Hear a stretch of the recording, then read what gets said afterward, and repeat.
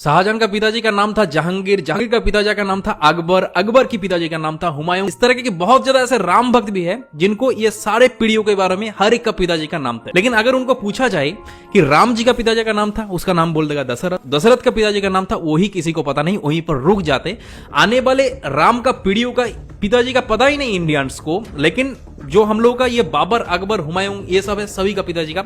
एक के बाद एक पूरा एकदम 7 पीढ़ियों तक नाम एक के बाद एक बोल देगा। तो दरअसल आज की इस वीडियो के अंदर आप लोगों को राम जी का पूरा पीढ़ियों के बारे में कि कहां से राम जी आए थे, वीडियो को इतने ज्यादा लोगों के साथ शेयर करो ताकि हर एक इंडियंस को ये राम जी का पूरा पीढ़ियों के बारे में पूरा पता चले। तो प्रभु श्री राम जी का पिताजी का नाम था दशरथ, दशरथ के पिताजी का नाम था अज, अज के पिता का नाम था नाभाग, नाभाग के पिता का नाम था ययाति, ययाति के पिता का नाम था नहुष, नहुष के पिता का नाम था अम्बरीशी, अम्बरीशी पिता का नाम था प्रशुशुक, प्रशुशुक के पिता का नाम था मरु, मरु के पिता का नाम था सिग्रग, सिग्रग के पिता का नाम था अग्निवर्ण, अग्निवर्ण के पिता का नाम था सुदर्शन, सुदर्शन के पिता का नाम था संखन, संखन के पिता का नाम था प्रबद, प्रबद के पिता का नाम था अंजुमन, अंजुमन के पिता का नाम था दिलीप, दिलीप के पिता का नाम था भागीरथ। और ये वही भागीरथ है जो गंगा को पृथ्वी पर ले आई, जिसको आप लोग भागीरथ के नाम से भी जाना जाता है। राजा भागीरथ के पिता का नाम था कुकुस्त, कुकुस्त के पिता का नाम था रघु, और ये रघु वही राजा है जिनकी नाम पर ये रघुकुल पड़ा है। ये बहुत ही पराक्रमी और तेजस्वी राजा थे। आज भी कहा जाता है कि रघुकुल रीत सदा चली, प्राण जाई पर बचन न जाए। तो राजा रघु के पिता का नाम था राजा असमंज, राजा असमंज के पिता का नाम था राजा सागर, राजा सागर के पिता का नाम था राजा